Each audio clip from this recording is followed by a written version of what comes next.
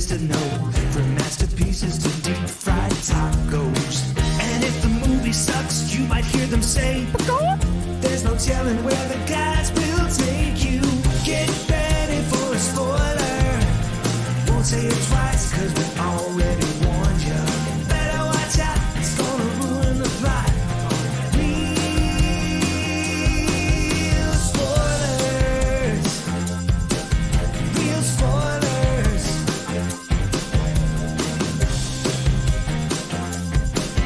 Real spoilers. Broadcasting from the lush but not lavish studios located in the basement of the O'Keefe Institute for Advanced Film Snarkitude, this is Real Spoilers, episode 766, Elvis and Priscilla. The book is called Elvis and Me. Oh, this is a book? This was based on a book. This was based on Priscilla Presley's autobiography about her time with Elvis. Then I got questions. Oh, I got questions. Yeah. Yeah, Holy see, guacamole. I know, right? Like, it's funny when when you were talking about, like, is this going to be an hour's worth of conversation? Yep. And I was like, yes, it will. I was shocked. Yeah, I'm we'll get into it. Yeah, I'm like, there is a lot to unpack. Yeah. Yes, there is. And who better to unpack it than two men, right? I was driving home today, and I was like, man, we are the wrong demographic to be reviewing this movie. So my thought process at first was I was going to be like, well, maybe I'll see if Crystal wants to, because Crystal saw it with me, but she wants to do one of her big runs today. So I was just like, well, I can't ask her fine to give that up to do this. Like, that seems like I've really missed the point of the film. That's true. Hey, I know you've got this really important thing you want to do. By the way, I need you to do my other podcast. But you need to focus on my stuff. Correct, yes. If you want this marriage to work. Correct. Yeah, exactly. Yeah, totally missed the boat on this movie. Yeah. So let's go around the virtual table and everyone can introduce themselves. This is Joe. And this is Tom. That's it. So Kevin is out this week, so it's just the two of us. So yeah. So before we dig into all of that, shameless plugs. Don't forget we're available on Apple Podcasts, Spotify, Google, iHeart, TuneIn. Wherever you find a podcast, you can find us. While you're there, be sure and follow us so you never miss an episode. Maybe leave us a review. Super helpful. Greatly appreciated. You can also find us on the Facebook at facebook.com/real spoilers.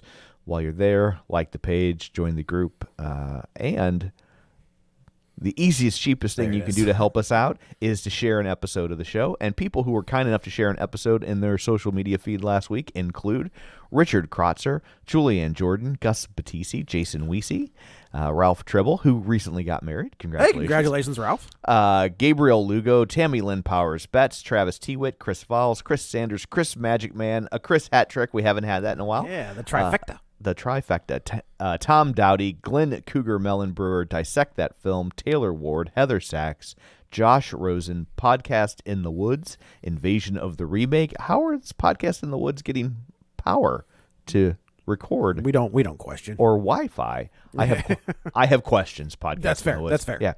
Colby Mack, Spoiler Piece Theater, Geek to Me Radio, Mike and Oscar, The Film Bee, Feelin' Film, Binge Movies, Ronnie Castle, Ryan Terry, Epic Film Guys, Matt Naglia, Nostalgia Cast, and Session Film. So thank you. I had to think about what we did last week. That's a lot of people. It is a lot of people. So yeah, Five Nights at Freddy. Yeah. Bringing the heat. So that's true. Also, don't forget we have a Patreon, patreon.com/real spoilers, where for $5 a month, you get all sorts of bonus content, and we like you extra. So yeah, there's all kinds of good stuff in there. There's Halloween-y stuff if you don't want to let go of the season just yet. There's lots of interviews. For those that don't know, like I did interviews with the Radio Silence guys, so the people that did Ready or Not. Or that sounds like a boring interview. Do they even talk? Just not at all. Radio silence the whole time. My back hurt from carrying that conversation. No, that's not true. They were great. But they obviously did the last two Scream movies. They did Ready or Not, so there's an interview with them. Dustin McNeil, who's an author that did a bunch of Halloween books, is there. And then there's all kinds of random... I think Kevin and I did a commentary track for Batman 89. A local DJ, Learn, who's on 105.7 The Point's morning show. And I did a commentary track for The Crow. So there's all kinds of stuff on there that you won't get on the main feed. Awesome. Also, don't forget we're on YouTube. You can watch these over there at youtube.com/@realspoilers. Perfect. Awful URL. Yeah, But that's you know, it's funny. I how they looked do at it the other day, and I was like, man, that is annoying. Yeah, it's so dumb to say. Yeah. So anyway, there's all that. Let's dig in to Priscilla. So before we get this thing started, I do kind of want to bring up, if I remember, I saw an article. Is Priscilla alive? Yes. Okay, but Lisa Marie's dead. Correct. Got it. Okay. Lisa Marie has passed, and so has If you say Elvis, I'm gonna punch well, you. yes, Elvis, but or has he? Oh, he just went home. Yeah, but so she had another son from another marriage after Elvis, and he also died. Oh, dang. Okay. Yeah. So there has been an article recently where Lisa Marie did not like the way her father was portrayed in this movie. Yeah, apparently she got a script ahead of time and was not a fan. But and how long has this been kicking around then? Because how long ago did she pass away? I mean, she wrote the emails or whatever, from what I read, like maybe 2 months before she died. Okay. And so she did not want them to make this movie, and her argument was that to modern audiences, this is gonna look real bad, and it's like, she's not wrong. As a modern audience member, It looks real bad. it looks real bad. Yeah, it looks real bad. The only reason I bring that up is because Shannon Lee, who is the daughter of Bruce Lee, had a huge problem with the She's way the her daughter father. of Bruce and Bruce Lee. I meant to say Linda, but Oh, it okay. came out Bruce and Bruce. I was like, I'm not trying to question people's life choices. I don't know that that's biologically it is viable. Not. I guess Yeah. you could adopt. Biologically, you could adopt. Yeah, You could adopt. Yes. But Bruce and Linda Lee had a Though massive that problem. brings up a hang on, sidebar, counselor. Yeah, I'll allow it.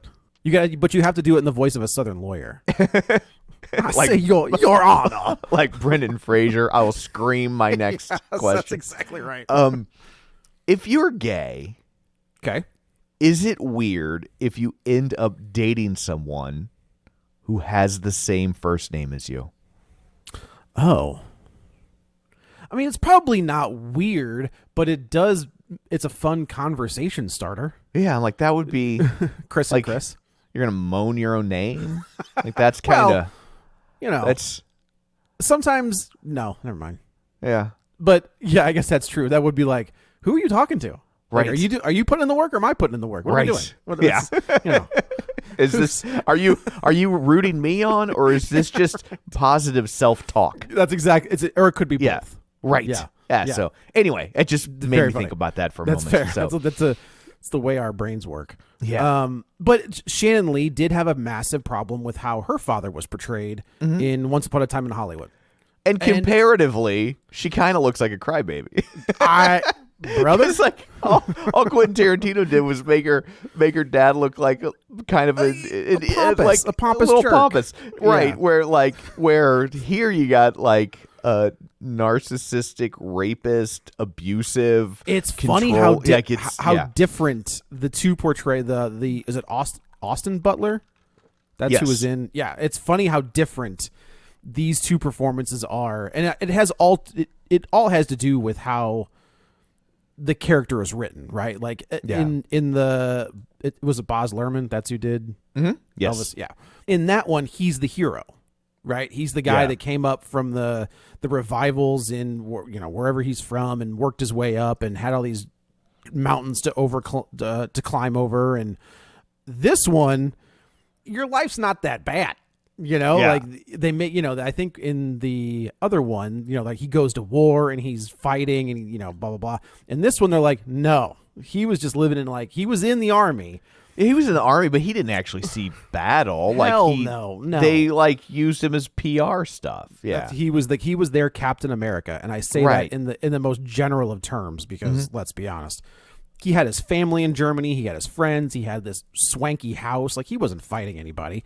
No. And I will say I did like the way I don't know how tall the kid that played Elvis is, but the way that they made him, I mean, he towers Yeah. over And this woman. I don't think the height disparity is quite that great in real life, but I think that was a choice. I feel like it. I mean, I think it was a happy accident that they steered into, right? Because I think it made sense, like, to really, like, as a metaphor of just how much he loomed over her. Yeah, that's what I mean. Like, I think it's eerie. She is almost she like looks almost identical to the girl I dated in high school and college. Now, the girl I dated was of age. Just gonna put that out there.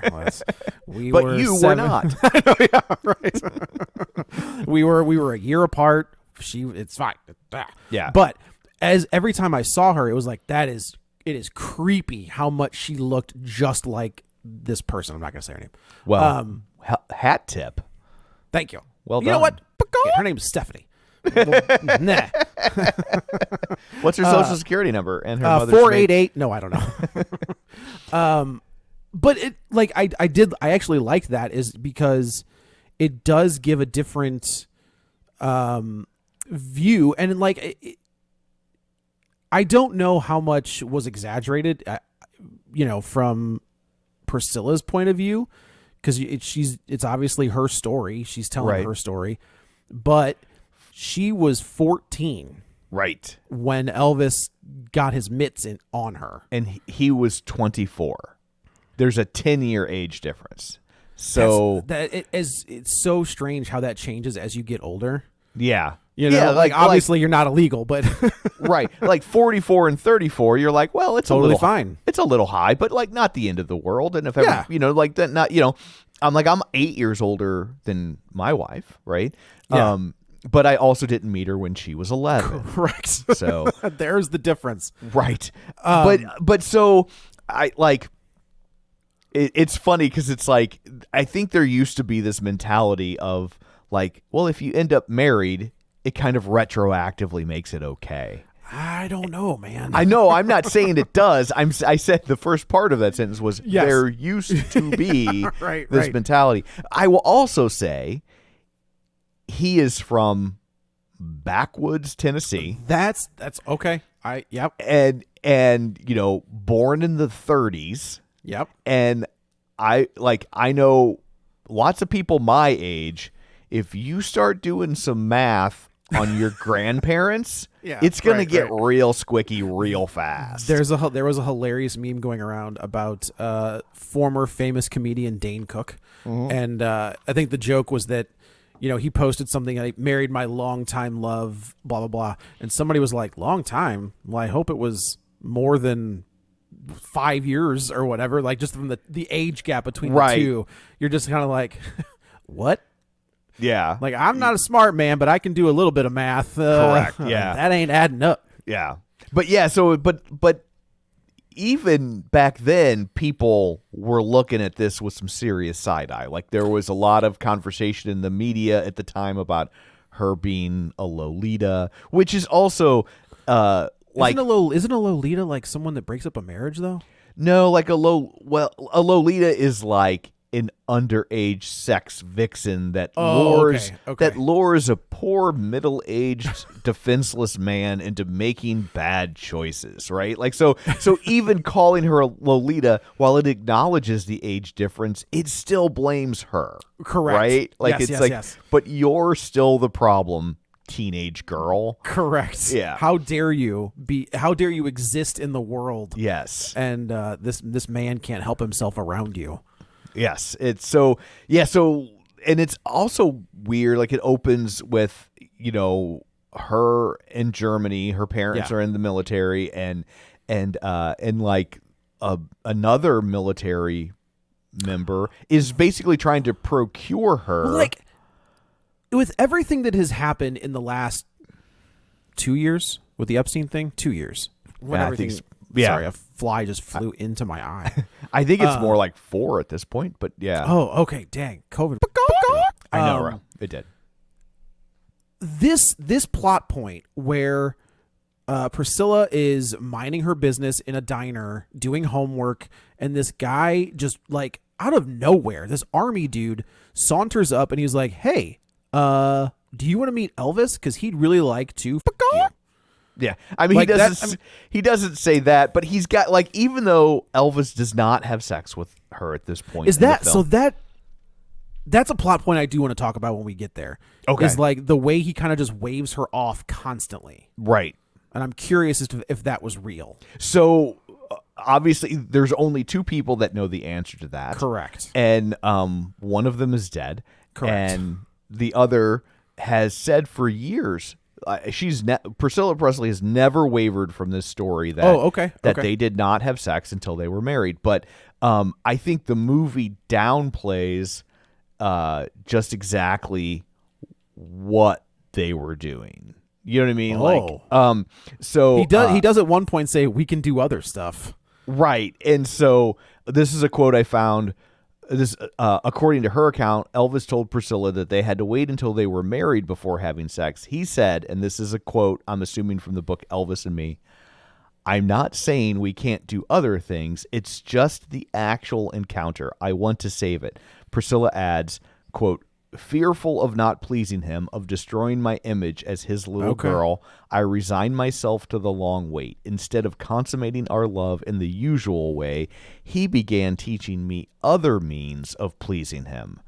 We had a strong connection, much of it sexual. The two of us created some exciting and wild times." So I don't like the way that sounds at all. I hear that as lots of blowjobs.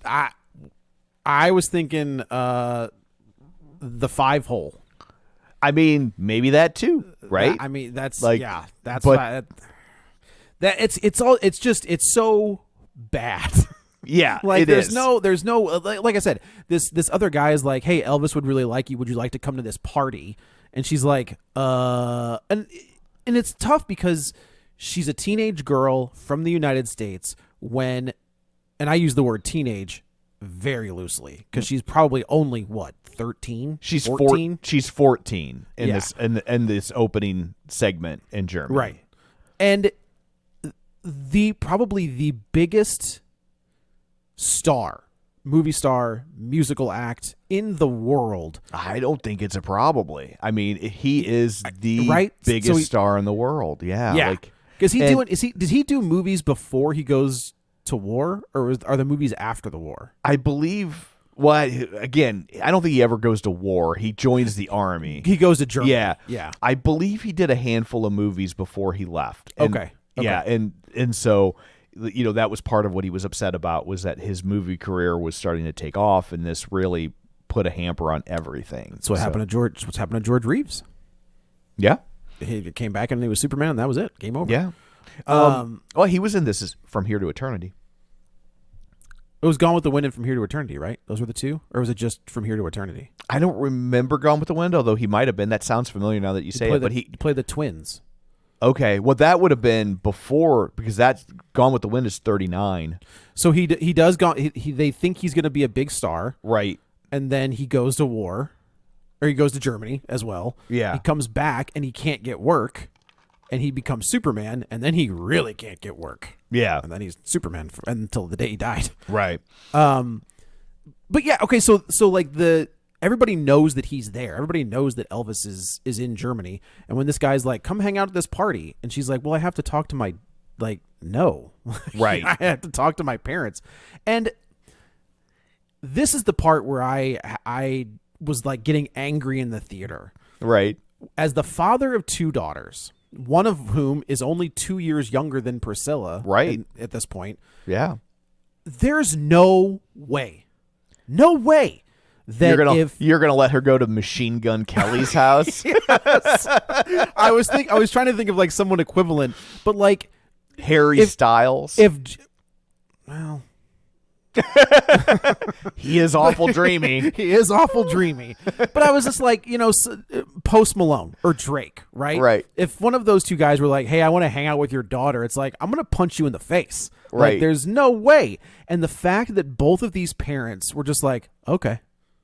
Well, but they weren't. They, at least the way the movie depicts it, they were certainly both very conflicted. Like, neither of them. But they agreed to it. Were a huge fan of it. But like, I also get the enormous amount of pressure you would feel if if your daughter's like, oh my God, this is my favorite person in the world, can you please let me do this? Like, that's a hard thing to say no to, I will also say. And it also, based on the movie, it doesn't seem like they ever came and said, we'll cut you a check, we'll change your life. That's true. Like it doesn't, like my thought was going to be like, they sold their daughter. And right. And didn't we see something where that happened?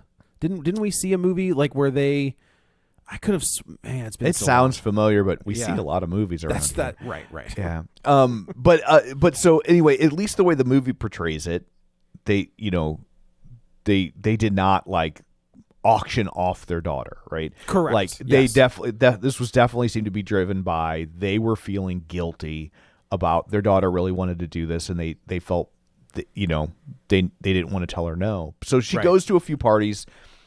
I think he kisses her once or twice, and and then he gives her, and it's very interesting because the way, and I'm not a huge Sofia Coppola fan, but I appreciate that she's a very talented director and she's got a very specific eye for film. Yeah, this is a great looking movie. It's a great looking movie. Overall, I thought this movie was kind of boring, and I thought it was kind of middling. Is kind of how I felt about it. I think the problem is that ultimately this movie is about loneliness, and the only thing more boring than your own loneliness is watching someone else's. And so that's true. She does make her feel, and she is. I think she is in real life in her very isolated. Yeah, by design. Mm-hmm. Right. Like I think Elvis locked her down for. And that's the other part that does kind of it's mind-boggling, where Elvis does find her attractive and he does kind of lock her down as a person, but at the same time he's Elvis, and he has these relationships with Nancy Sinatra and Anne Margaret and whoever else, whatever, star is next to him. Right. The story has always been that he had sex with every one of his leading ladies but one. And that it was always like, but one was so they all had plausible deniability if they wanted to say it, but we all know the one was Mary Tyler Moore. Oh, that totally makes sense. Well, especially if you remember the movie she was in with him, because she plays a nun. So it's the only female co-star that the movie didn't have a romantic subplot around. Okay. Right? Okay. Because she's a nun. And so, but yeah, so the we all know who it is. the prevailing wisdom has always been that Mary Tyler Moore is the one that he didn't have sex with. That makes sense. I can see that. So it is interesting that he, and maybe it's just a possessive narcissistic thing where he's like. So here's what I think was at play is, and again, I'm not an Elvis expert, all I know is what I've seen in these movies, but based on what I see in this film, this dude had a major Madonna whore complex. Oh. And like women were good for either being on a pedestal and squirting out your babies, or you get to do any filthy thing you want to them, but those women are trash. I think that's a fair statement. And so I think part of the reason he plucked Priscilla Presley from obscurity is at such a young age is because he knew that at that point she had been undefiled.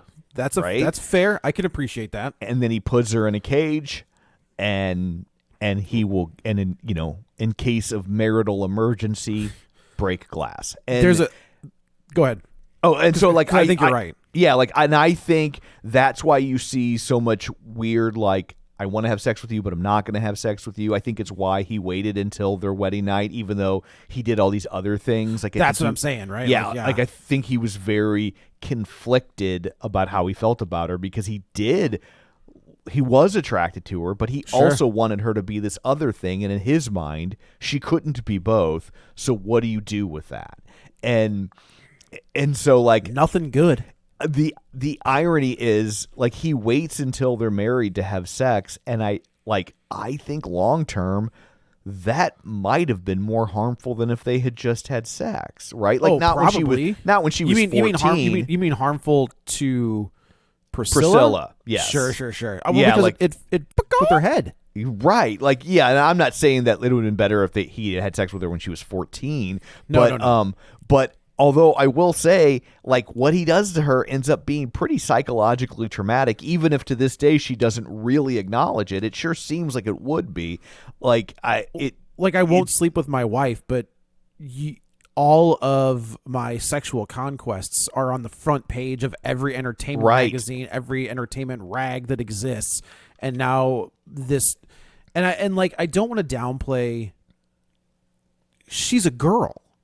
So, and she's a girl, and I say this with the utmost respect, like, she's feeling things that she has never, you know, those feelings that she has, you work through and you grow up with your boy, like your first boyfriend, the jealousy and like all of that stuff. They're presumably at the same level of maturity to where, to where like you're supposed to be kind of figuring this out together, where, like, you know, she's little league and he's varsity. Yeah, he's playing in the majors, and she, you know, I think it does a lot of damage, especially when she's got to look at him being, you know, a cheater on the front page of all of these papers. And you know, you can probably get away with saying it's a publicity picture, it's for the movie, like, these tabloids, you can't trust them, but it's like but at some point like, you know, like there's a lot out there. So she doesn't talk to him for like 2 or 3 years. Like, he gets transferred and back to the States, right? I think I don't know, but he's still in the military though, and then so she's like lovelorn, and her parents are like, look, this dude has moved on, you need to let it go, but she can't. And then one day, because he's Elvis, like, because he's Elvis. There was a moment when she was like writing in her journal or whatever, and I was like, come on, dude, like, just let it go. And then it's like, oh wait, like, it's Elvis, like, that makes sense. Okay. Yeah. And so then out of the blue, he's out of the military. He calls her and wants her to come to Memphis. And so, but now she's 17. She's a senior in high school. And she basically pressures the parents, and they cave and let her go. Again, like, no way. But no way. Okay. The parents did have a good point, though. Before we get to that, I do want to say that I did appreciate the way they subtly snuck in the drug use immediately with him. And it's like, when he does it the first time, which he's basically giving her uppers, to keep her awake at school, which the military gave to people back then. And he says that he's like, so we could go through night moves. And I was like, the Bob Seger song, I love that song. Oh, he's gonna go through some night moves. Yeah, that's true. But I do appreciate that, like, initially when he gives her those pills, it's not in a bad way. He's not trying to get her addicted to drugs.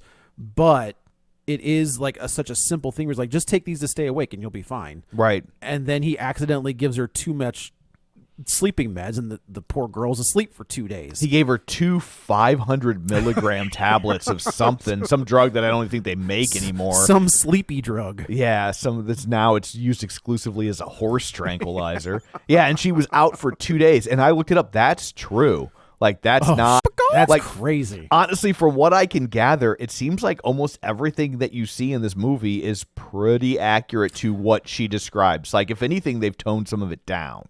Wow, that's even more terrifying. Yeah. But no, to your point about the parents agreeing to send her to Memphis, the mom, they're having a conversation, and Priscilla's out of the room, and the mom, one of the two of them say, look, she's gonna go, and we're not gonna be able to stop her. So we can either say she can go and just let it happen, or we can not say and possibly ruin our relationship with our daughter, because she does say, like, you're ruining my life. I think people who are only casually familiar with the situation, they know Elvis met her at 14, and when they hear she goes off to live with Elvis, they hear a 14-year-old went off to live with Elvis. Right. And it's actually like a 17-year-old went off to live with Elvis. It's still squicky. Like, I'm not making excuses for it, but what I am making an excuse for is that if you're a parent and you have a kid who's 17 and a half, and they want to do something you don't like, you know that if they're really putting their foot down and digging in 6 months, they can just walk out and do it. and now you've got no relationship with your kid. Like, what choice? You kind of don't have a choice at that point. And especially when her person of interest / boyfriend is Elvis Presley, who has all the money in the world. Exactly. Right? Like limitless money. This isn't a guy that works down at the gas and sip that says, come live in my parents' house with me. Right. Like, where you can kind of shut that down because it's like, well, we're not going to provide any support. How are you going to do it? Right? I think of that guy from what was the Jason Sudeikis, Jennifer Aniston flick where they're the fake parents. Oh yeah. No regrets, huh? Not a one. It's like no regrets on his collarbone. Not one, huh? All right. But yeah, like this guy has all the means in the world. He can send her a first class ticket tomorrow and she can be gone. And so like I get that at that point as a parent, you kind of hold your nose and you let them do what they're going to do. You hope for the best, right? But I agree. On the flip side, he also is going to offer her access to opportunities that she would never have otherwise. So like you're also weighing that. I mean, it's not an easy situation as a parent, and especially a parent in, what are we looking at? Like 19, was it 60? 50? Sure. I guess it's probably, she was born in 45, so yeah, it's probably 1961-ish, I think 62-ish. I think it's 60. The only reason I think it might be 63 is because there is a calendar. That's right. That rolls through. So she goes, and he is Elvis, right? Like he's got his posse around him, his little clique.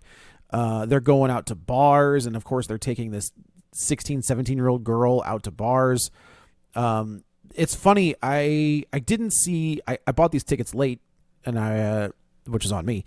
And I didn't see what the theater looked like because it was sold out. I went to the Draft House, and this place was packed. They were also showing the Taylor Swift movie, so take that for what it is.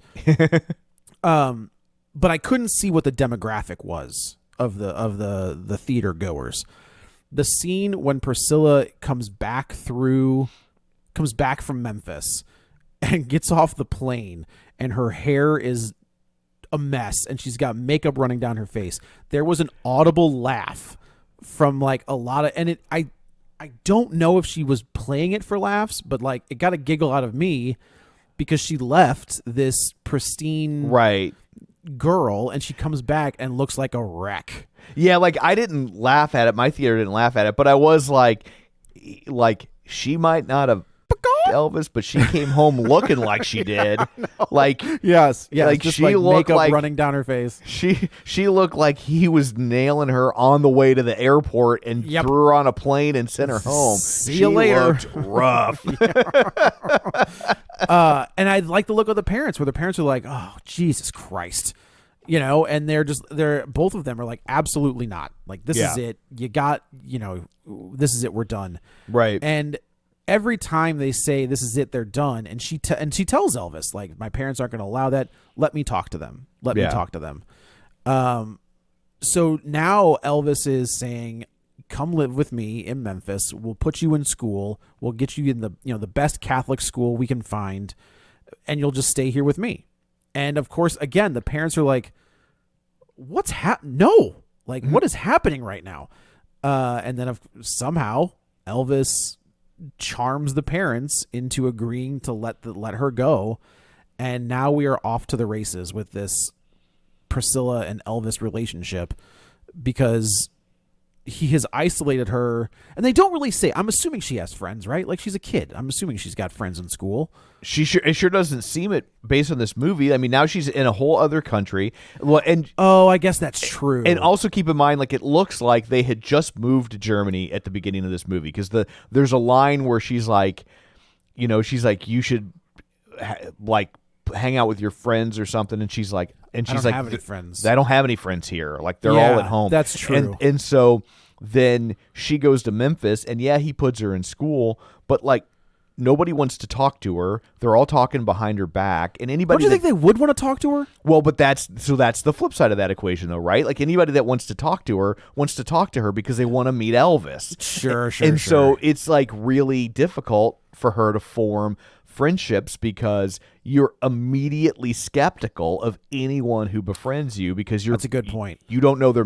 motivation. Well, and I think you do know their motivation. Right. Like, yeah. And so, like, you even see her finally exploit that when she's trying to pass that test. And, and like, the girl next to her knows all the answers. And she's like, want to meet Elvis? Right. You know? And then, there was another point when she goes to visit Elvis for the first time where the women, and I use that term on purpose, the women that are around are like, hey, man, she's a little young, don't you think? I mean, she's kind of a person, a man with no nation, right? Like, just Sure. because the kids her age only want to interact with her to meet Elvis. The other women that she's with are like, you're a child. What are we going to What are we going to like? And even they're like, it's weird. Like, I know it's not like they're like, I know it's 1963, but dude, that's weird. That's weird. Like, that's not. It's not okay. Cool. Yeah, no, it's not okay. If I had Twitter, I would be hashtagging you right now, right? Hashtag not cool.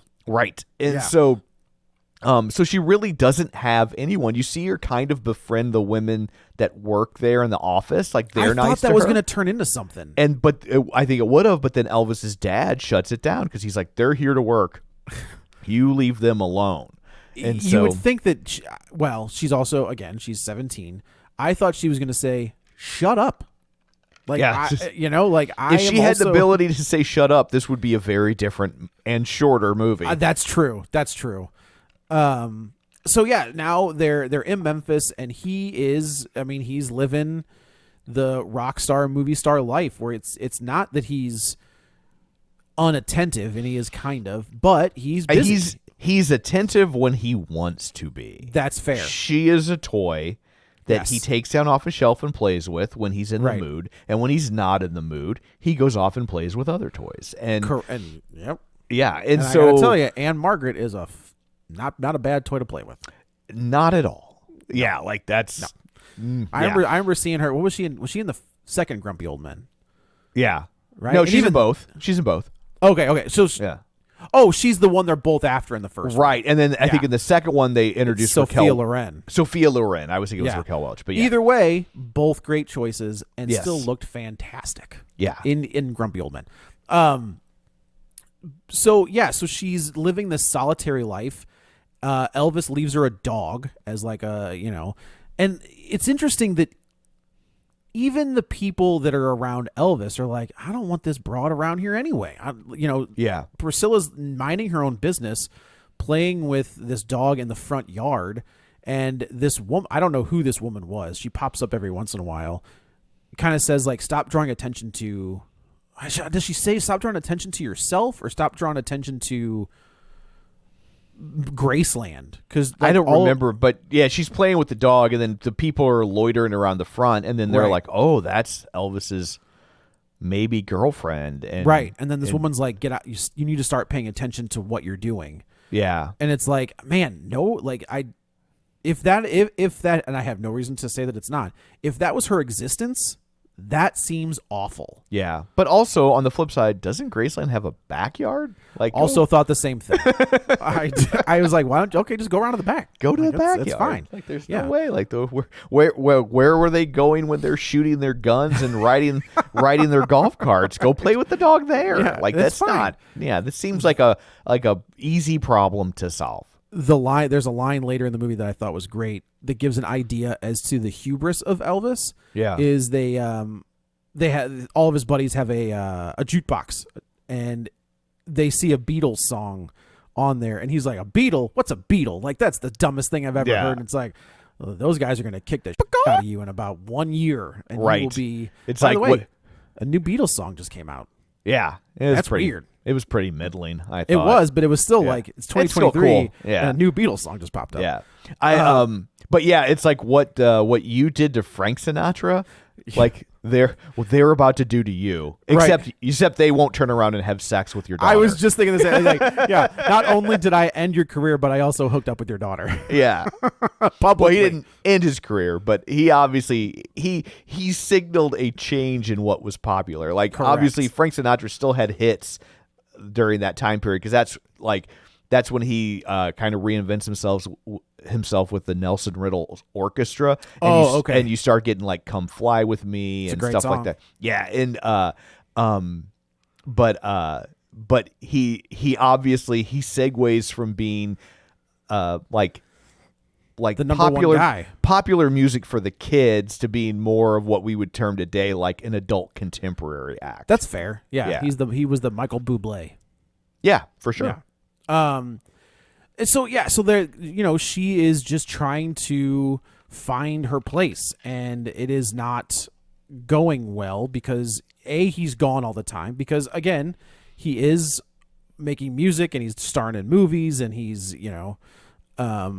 doing all that stuff on the road where she has to. He keeps saying, "What does he keep saying? You got to keep the." They do have some the really home good fire's burning, and I like where she's like the fire's real low. Yeah, and I was like, oh, that's a good line. Like I like that line a lot. But he will constantly. It's one of the things that I did like by the end of the movie is, he threatens to like kick her out. He's constantly like, I'm going to kick you out. You're done. And when she cut, the first time she's like, kind of breaks down, and he's like, okay, I'm sorry. And the last time we see, she's actively like, she is pregnant. She's in her third trimester. And again, for everything I can tell from my minimal research, sounds like that is absolutely true. Or at least Priscilla says it's true. Like, Sure. like obviously he's not around to give his side of the story, but like that's not something that the film made up. It is based on information provided by Priscilla Presley. And I think he's already been caught in another affair with Nancy Sinatra, I think, again. I think it's the Anne Margaret one that really upset her, I think. Oh, okay. Well, because she said that they were engaged. Like Anne Margaret in the press was like, they're engaged. He's like, why would she say that? I was like, oh, you put a ring on her finger. I don't know. Why would she say that? And the way she plays it this last time where he's like, I just think we need some time apart. And she was like, okay, just tell me when you want me to go. And turns around and walks out. And I was like, she's figured it out. Yeah. Like, if I don't play into his wackadoo game, he's going to come right back. And I was like, it's an interesting character turn for her where she figures out his bullshit. So, I mean, basically the run of this is her being isolated, him being a scumbag, and doing you just go through these different versions of Elvis where he gets way into like spiritualism, yes, like the kind of road the Beatles went down with, exactly. And she's just like so bored with it. She's like, please, it's a great scene. Please stop making like apparently he would keep her up late at night just reading to her from these books, and she was just like, oh, sweet baby Vishnu, please kill me now, sweet baby Vishnu. And then he stops because Colonel Tom Parker's finally like, this needs to stop now. So and he's like, okay. Do you think as you're watching this, I think she may have called the Colonel and said, I don't know. Like, can you tell him to stop, please? It's so hard to gauge because it doesn't seem like she has. I mean, Colonel Tom Parker's only ever mentioned in this movie and one or two times, and so I can't really get a handle on whether or not she had any real relationship with him at all. That's fair. I just feel like she has that blow up with him. Yeah. And then all of a sudden the Colonel says, throw that away. Right. And he's burning books and which they did. Sure. Yeah. Right. And then so he does have, now I think we're full blown into, and one of the things about the Austin Butler movie is they hammer down on the drugs. Yeah. Like they were just pumping him full of, kind of like Michael Jackson, is they were just pumping him full of whatever they needed to keep him going and to keep that cash cow flowing.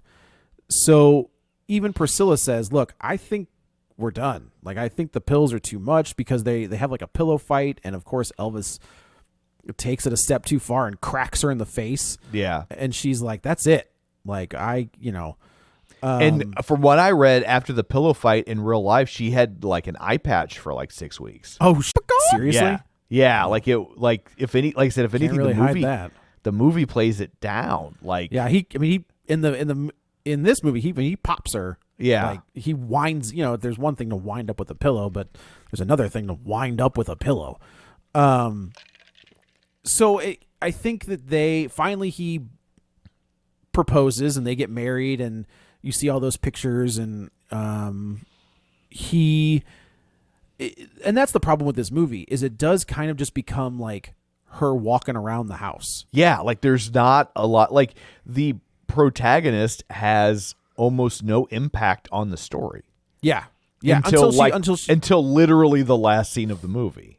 Well, I think that when she says, I'm going to move, I'm going to take, so she has Lisa Marie. And there's a moment where they are doing a photo shoot. Lisa Marie looks like she's probably like 2 in this scene. Yeah. And rather than wanting to go with her mother, she wants to go with the nanny because she's more attached to the nanny because the nanny is doing all the stuff, the mothering. The stuff that Priscilla should be doing. Yeah. So there's a moment while they're doing this photo shoot where Priscilla realizes that she is losing her daughter as well. And she says, we're going to move to LA. That's what we're like. They're going to LA. I'm taking Lisa Marie with me. And Elvis is kind of heartbroken, but also like, yeah, whatever. He does the whole, I made you, like I gave you all of this and right. Yada, yada, yada. And then, so I just find this interesting. I'm scanning the Wikipedia. I have 3 Wikipedia entries open. One on the film, one on her book, and then one just on her. Okay.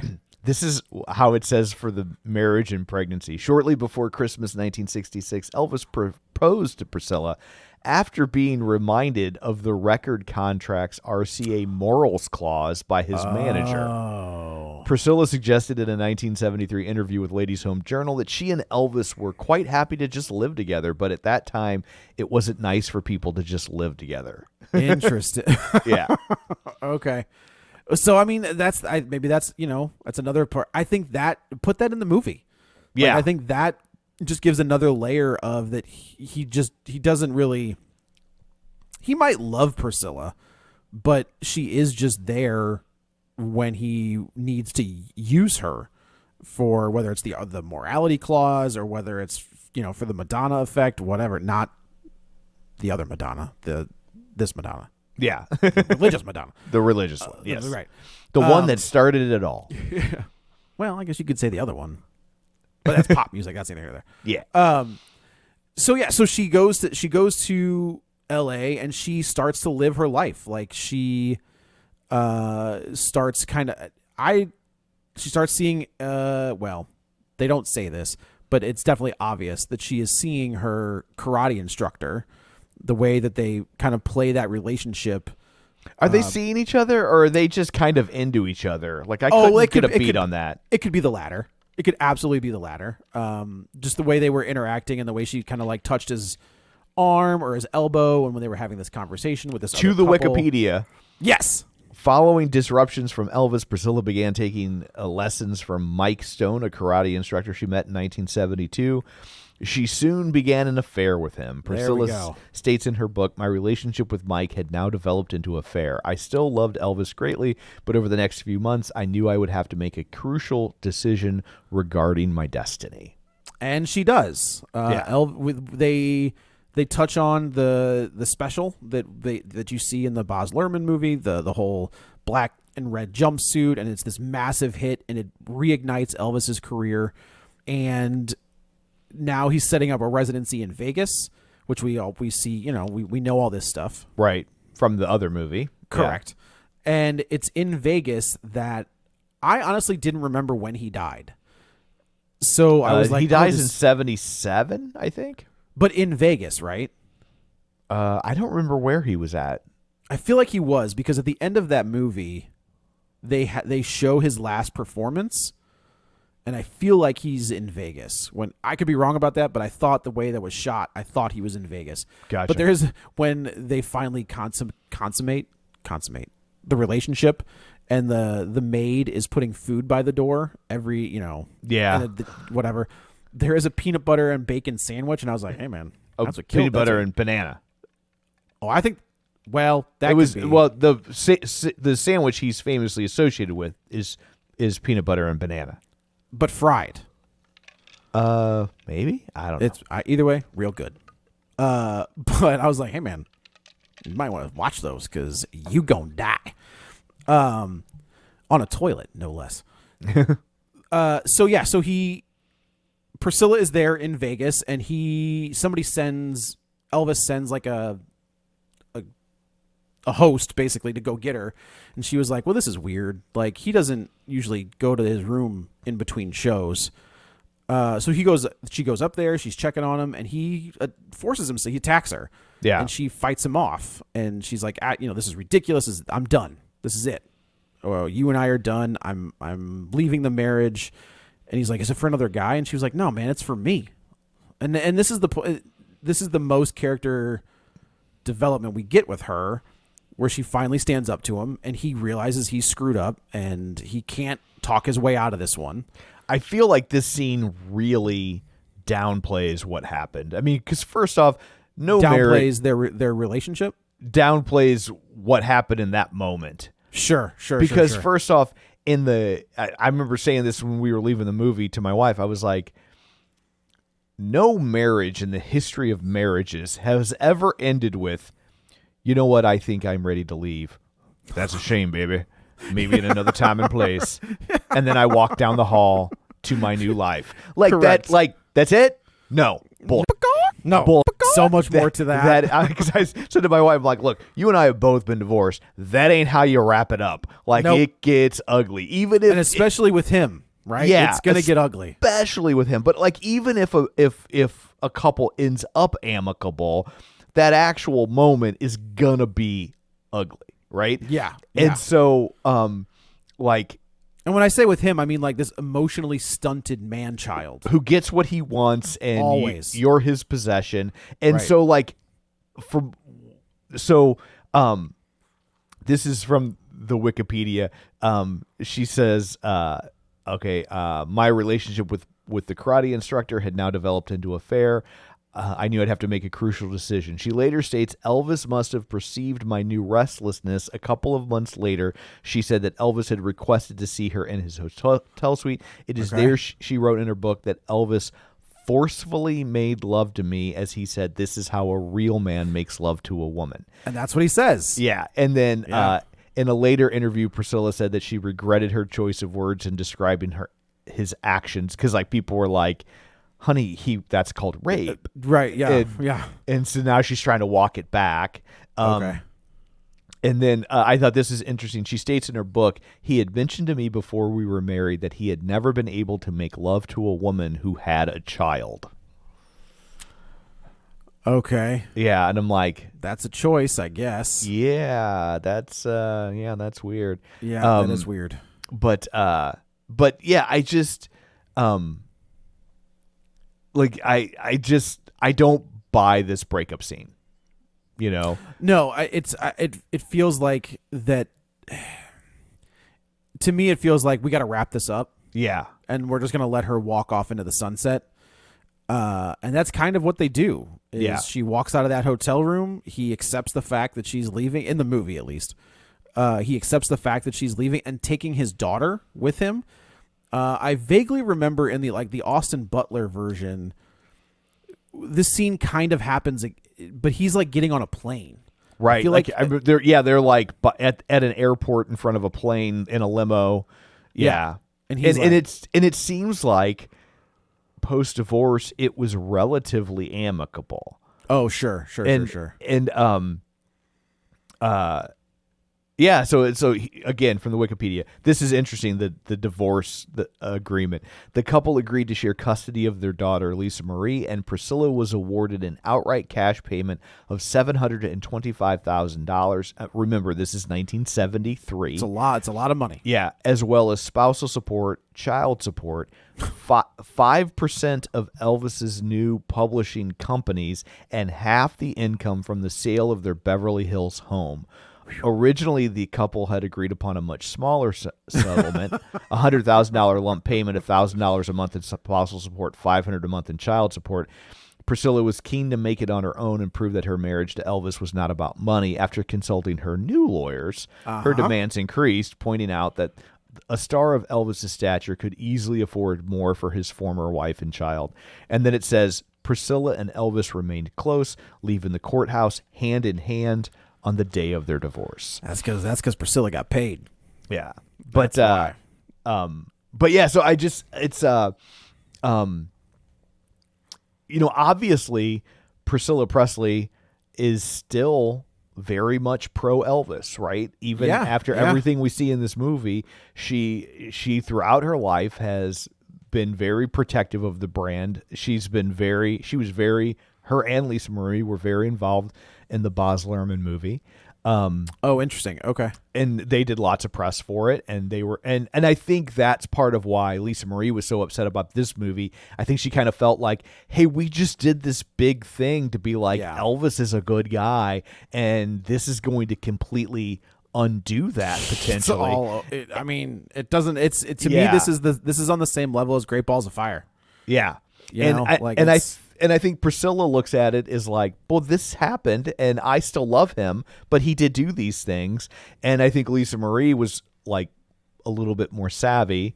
That's fair. Recognizing that like, yeah, but like, I get you've made your peace with it, but if you present this to the public as new information in 2023, because for most people or a good chunk of people, it's gonna be new information. Yeah, absolutely. Like, and there's probably a lot of younger people that saw the Elvis movie that maybe have been like, oh, Elvis is really fun and cool.